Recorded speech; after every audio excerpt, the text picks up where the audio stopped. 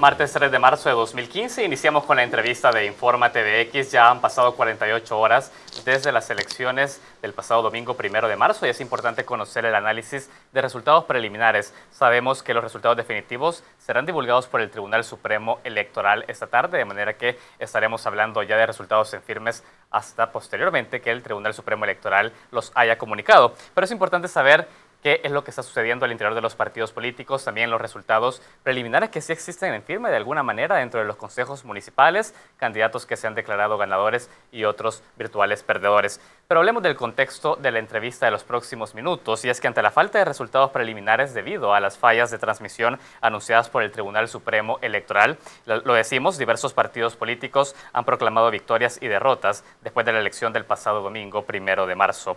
San Salvador, San Miguel, Mexicanos, entre otras, del área metropolitana de San Salvador, son alcaldías recuperadas por el FMLN, mientras bastiones como Santa Tecla, La Libertad y recientemente Santa Ana fueron perdidas ante el partido Arena. Hoy queremos analizar lo que deja en el FMLN los resultados preliminares de estas elecciones legislativas y municipales. Por eso lo hemos anunciado a lo largo de este programa. Ya se encuentra conmigo Nidia Díaz, quien forma parte de la Comisión Política del FMLN, para poder analizar esos resultados. Me da muchísimo gusto recibirla en este espacio. Muchas gracias, mucho gusto.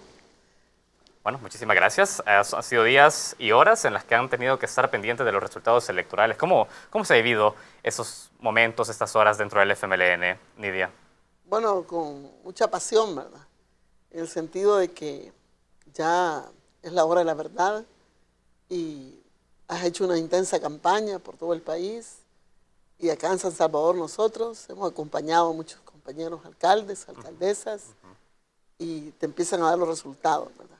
Y también con mucha expectativa, ¿verdad? Por supuesto. No solo esa pasión de ver los resultados.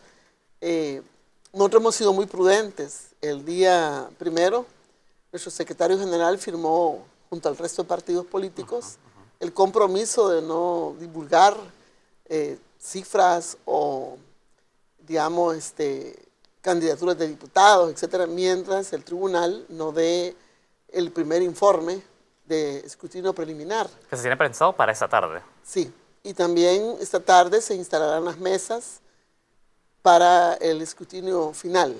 Bueno. Nosotros nos estamos organizando para eso, ¿verdad? Va un contingente de compañeros, compañeras, a todas esas más de 50 mesas que se van a instalar, representativas de los 14 departamentos.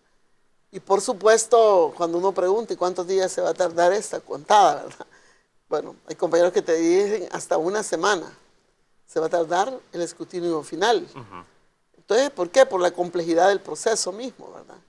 Un proceso que, a mi juicio, ameritó más aprendizaje, más simulacros, más experiencias, no ir de un solo como plan piloto a la experiencia. Pero el problema es que, como no fue producto de un debate entre diputados, diputadas, entre los secretarios de los partidos, o no fue producto de una reforma más integral al sistema, sino que más que todo fue impuesto.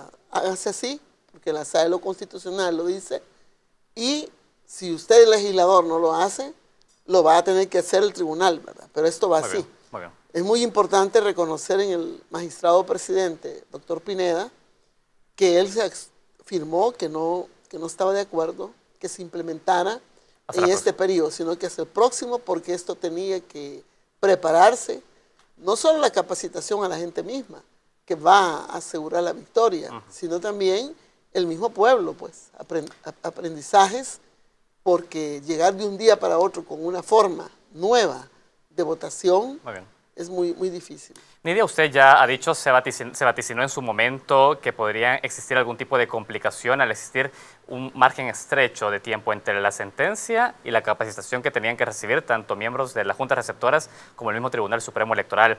Entiendo que como FMLN se está pensando ya incluso en presentar propuestas para que cualquier tipo de reforma electoral pueda tener un tiempo amplio de desarrollo y discusión y luego implementación dentro del Tribunal Supremo.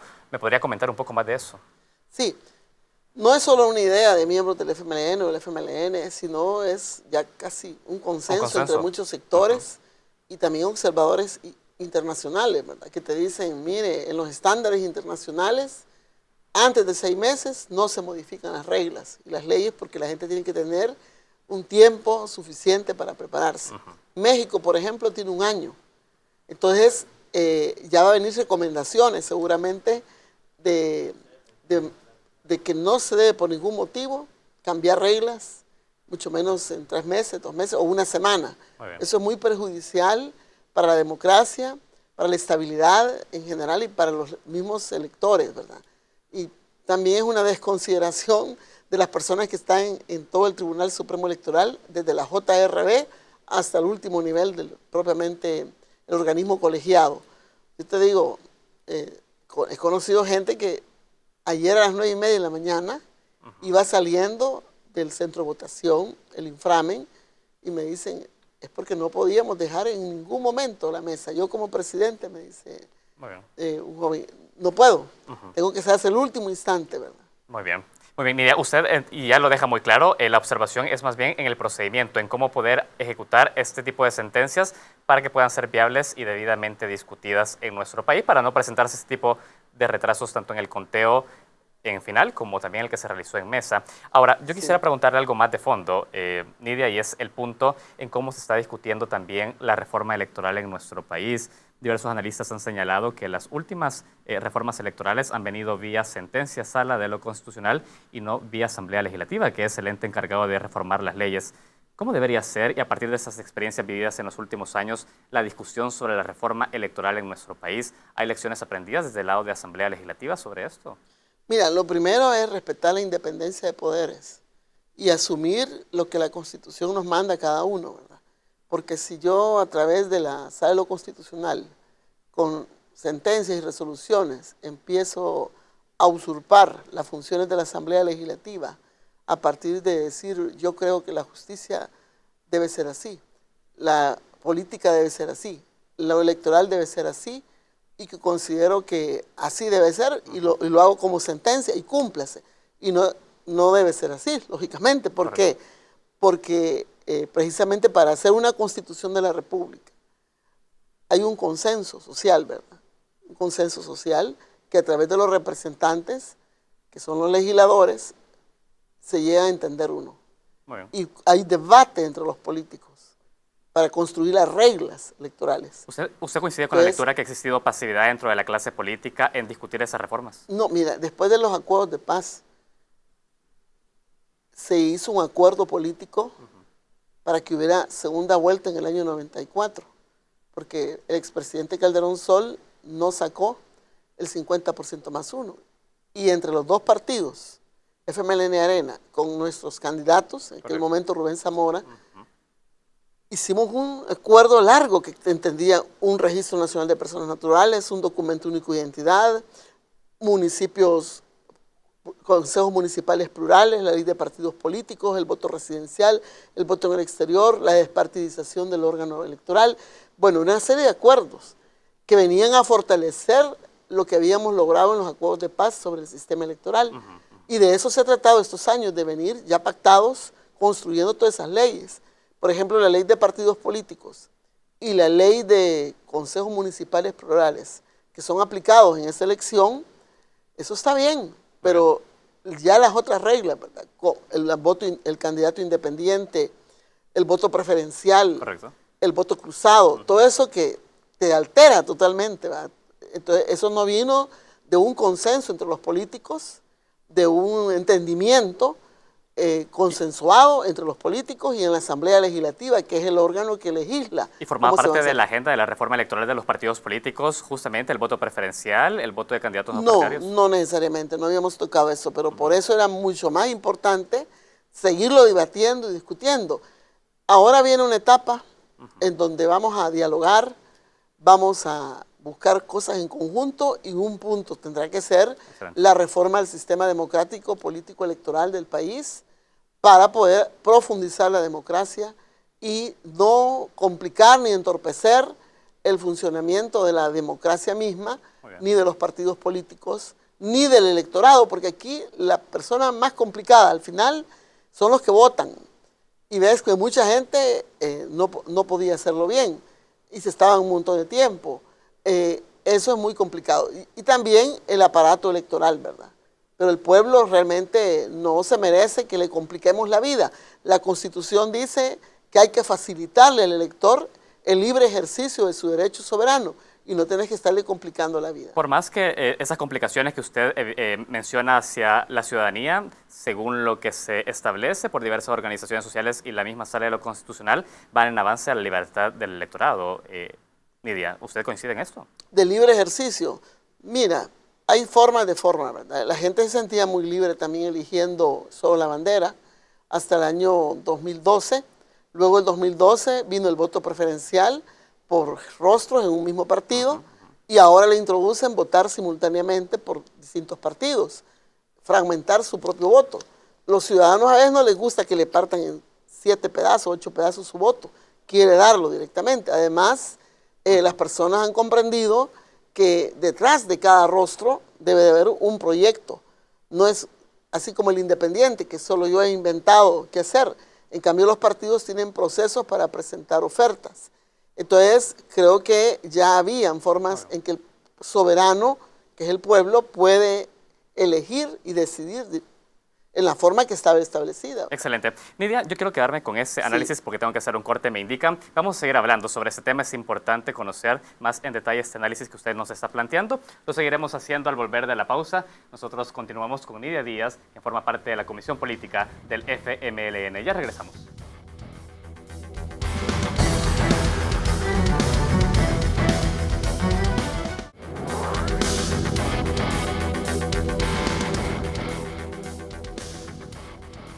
Continuamos con la entrevista de Informa TVX. Estamos analizando junto a Nidia Díaz, quien forma parte de la Comisión Política del FMLN, un poco de este análisis posterior a las elecciones de este 2015. Ya hablábamos, Nidia, sobre lo precipitado que fueron esa última sentencia de la Sala de lo Constitucional, por más que se han destacado avances para la libertad de elección del votante. Usted dice lo importante es que se pueda establecer con un periodo suficiente una capacitación tanto a la ciudadanía como a la entidad electoral, que es el tribunal, para poder ejecutarla.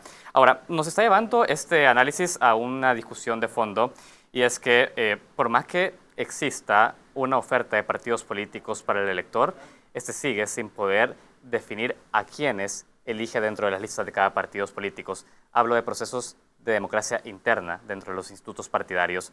¿Qué hay de eso? ¿Es una discusión que se viene en los próximos años?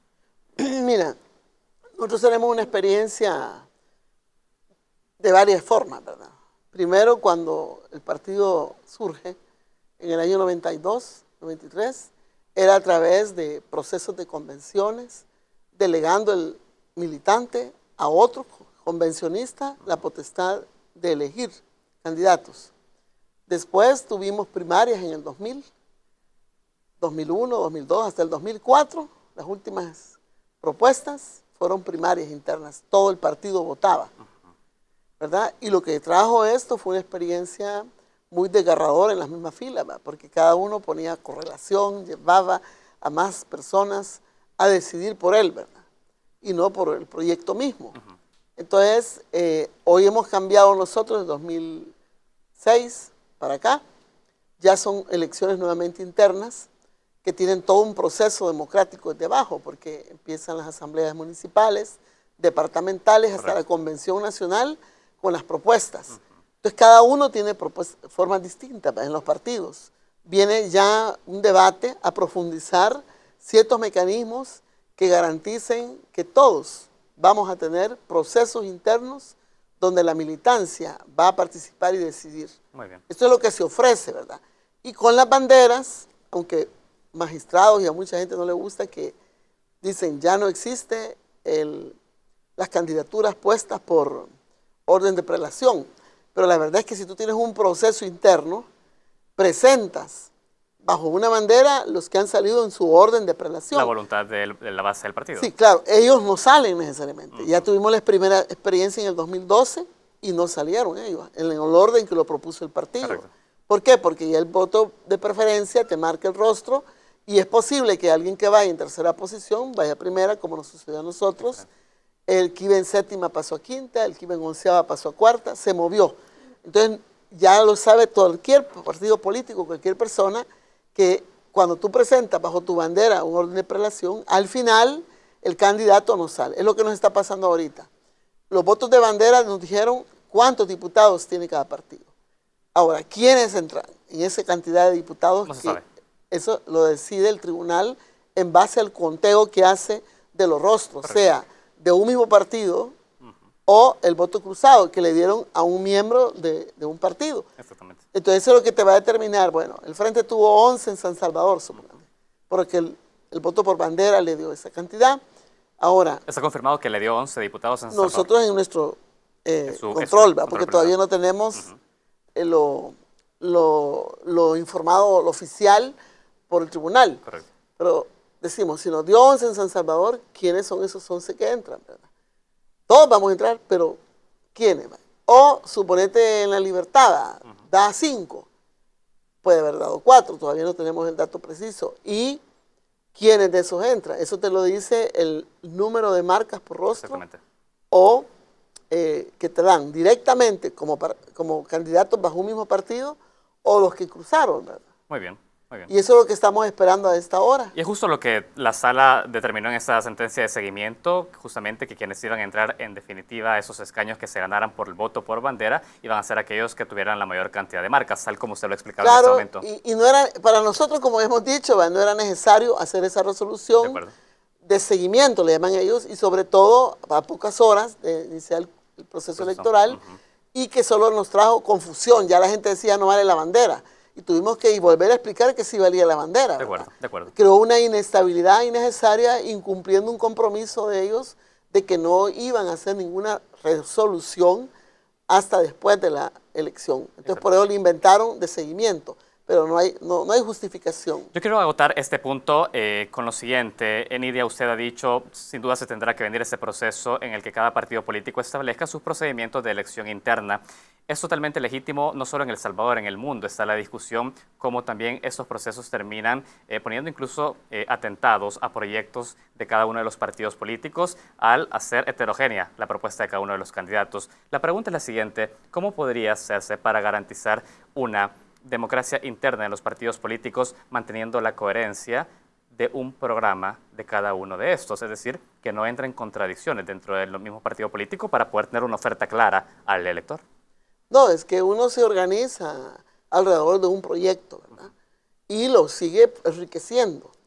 No vas tú con tu propia idea a imponerla, sino tu idea es un aporte a un contenido de ideas que es la parte programática. Correcto. Entonces, yo pienso de que si no lo hacemos así, cada uno saldría a decir qué es lo que quiere hacer, ¿verdad? Nosotros por eso, cuando hablábamos de vote por la bandera, es porque detrás de la bandera estaba el proyecto, el compromiso, la acción que se está haciendo desde nuestra perspectiva en el Ejecutivo, en los municipios, en la Asamblea, rumbo a un buen vivir. Entonces cada uno estaba clarito de lo que, cuando a mí me preguntaban, mire, ¿usted qué va a hacer en la Asamblea? Y yo hablaba del proyecto conjunto. Ahora, ¿en dónde va? ¿Qué comisión va? Entonces ya eso es otra cosa, ¿verdad? Es un tema más ¿O específico. cuál es tu más especialidad, verdad, en estos últimos años? Excelente, Nidia. Ha sido importante conocer ese análisis respecto a estas reformas de carácter electoral. Antes de ir cerrando la entrevista, usted ha dicho no podemos adelantar números porque esperaríamos al Tribunal Supremo Electoral. Sin embargo, ya conocemos algunas alcaldías, por lo menos en una lógica de contraste, un candidato se ha declarado ganador y el otro perdedor, y entonces acá podemos corroborar que existe un consenso. San Salvador, Mexicanos, Zapopan y Soyapango son parte de estos municipios que el FMLN ha recuperado y que perdió entre 2009 y 2012. La pregunta es, ¿qué tipo de lecciones deja para el FMLN recuperar estos municipios y mantener la confianza de esta gente para no volverlos a perder en 2018? No, es que debe ser un trabajo siempre permanente, ¿verdad? Es lógico que ayer fueron las elecciones, antier, y yo te puedo decir, ya nosotros ya estamos en campaña y con planes para mantener siempre esos municipios, recuperar los que hemos perdido, porque el proceso del trabajo debe ser permanente, vinculándote a la población, construyendo democracia participativa en todos estos municipios. Una cosa importante, nosotros gobernamos 94 alcaldías propiamente este periodo 2012-2015, 2 en coalición además, ¿verdad? Pero de las 94 hemos perdido 33 más o menos, pero hemos ganado otras 24. De acuerdo. En total, al final uno dice, bueno, hoy tenemos 86 y teníamos 94. Pero ¿qué población está detrás de este trabajo que viene ahorita? Cuando teníamos 94, teníamos el 49% de la población bajo nuestras jurisdicciones.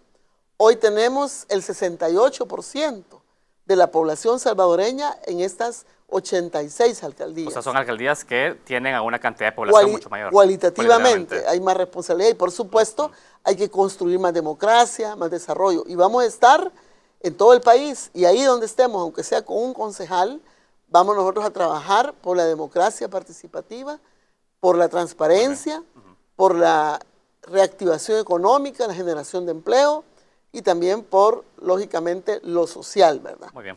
Para el bienestar de la gente y la seguridad. Y que todo esto se articule con el gran proyecto de país que impulsa nuestro presidente Salvador Sánchez Serén, donde no debe quedar ningún municipio olvidado. Todos vamos a entrar al desarrollo nacional del país. Excelente, Nidia. Hay otro escenario, es en esos casos en los que se ha perdido la confianza en ciudades importantes que habían sido gobernadas por el FMLN, Santa Tecla, La Libertad, Santa Ana, por ejemplo. ¿Deja alguna autocrítica esos resultados para el partido? ¿Establece algún reto adicional en ese momento? Sí, mira, lógicamente tenemos que hacer una reflexión local y nacional, ¿verdad?, de lo que ha pasado y proponernos corregir y en el trabajo de nuestra participación en los consejos municipales, ahora que vamos a estar en Santa Tecla, Santa Ana, La Libertad, desde ahí también incidir, ¿verdad?, para corregir lo que hay que corregir, para desarrollar con fortaleza lo positivo que hemos hecho también en todos esos municipios, porque se ha hecho obra, y proyectar. O sea que no nos vamos de la pelea, no nos vamos del trabajo, ¿no? Ahí vamos a estar. Se incorporan ahora en el Consejo. En el Consejo y trabajando lógicamente para ir construyendo más correlación a favor de los cambios y de la profundización de esta democracia. O sea, no abandonamos en ningún momento la agenda, la plataforma que ofrecimos para los municipios, la vamos a proponer ya en el Consejo. Muy bien, Nidia. Hay un tema importante, San Miguel se ha ganado, es una alcaldía sin duda importante, una de las ciudades más importantes del país, el FMLN estaría gobernándola con Miguel Pereira, la alcaldía de San Miguel. Yo quisiera más bien no centrarme en este punto tan aislado, sino verlo en los últimos años. El electorado de San Miguel ha venido respaldando al FMLN. En las últimas municipales fue una disputa bastante reñida con Will Salgado. Terminó ganando Will Salgado. En esta ocasión, las presidenciales han obtenido un apoyo importante para el FMLN. Ahora las municipales logran darle el respaldo local al FMLN. ¿Cómo está viendo el comportamiento del electorado migueleño hacia el partido? Lógicamente ha venido cambiando, ¿verdad? Ha venido cambiando desde Mauricio Funes. Fue Oriente el que definió bastante. Después con Sánchez Serén. ¿Marcó un punto de inflexión eso? Sí, porque hay un crecimiento, una formación de conciencia más integral. Y yo estuve el 16 de enero, creo que estuve en San Miguel, en una comunidad, Milagro de la Paz, y era grandísima la concentración, ¿verdad? Y el mismo compañero Miguel Pereira dice, yo lo primero que hice fue empezar a tener concentración con los sectores empresariales, pequeños, medianos, la micro, me fui al terreno, y parece que hace unos días salió una encuesta donde decían que tenía el 24% de ventaja Will Salgado. Y la gente le preguntaba, ¿y usted, verdad, qué va a hacer? Ya perdió. Y él jamás perdió su contextura, su fe. Y dice, bueno, lo que hice e intensifiqué fue bajarme de los pendones, e ir y a toda la gente, ¿verdad? ¿Sorprendió al FMLN ese triunfo? Ya lo esperábamos, ¿verdad? Bastante. Y precisamente ese equipo que va con él fue escogido de la forma de ya viendo que van a gobernar el municipio. Por supuesto, era una dura batalla, ¿verdad? Muy bien. Una dura batalla, pero se logró. Excelente. Yo tengo que ir cerrando la entrevista, Nidia. Hay un punto sobre legislativa, conformación legislativa. Se está escuchando que Gana podría estar llegando incluso a unos 10 diputados, quizás un poco más. El FMLN poder llegar hacia unos 33, 34 diputados, por lo menos es lo que se viene rumorando. De llegar a esta aritmética y mantener la alianza con Gana, podrían tener una mayoría simple en la Asamblea Legislativa, lo suficiente para reformas a leyes. Mi pregunta es, ¿viene una agenda importante de conseguirse una mayoría legislativa que el gobierno podría impulsar para poder agilizar reformas pendientes en el país? Por supuesto, nuestro trabajo es construir correlaciones necesarias para darle respaldo a la gobernabilidad y apoyando leyes necesarias que vengan del Ejecutivo, que las produzcamos nosotros mismos en función de profundizar una democracia, acuerpar e ir con las alcaldías también, y lo vamos a hacer con todas aquellas fuerzas políticas que estén decididas. Acuérdate que hemos firmado un pacto para reunirnos inmediatamente pasen las elecciones y dialogar en base a una agenda común, todos los partidos que tenemos representación legislativa.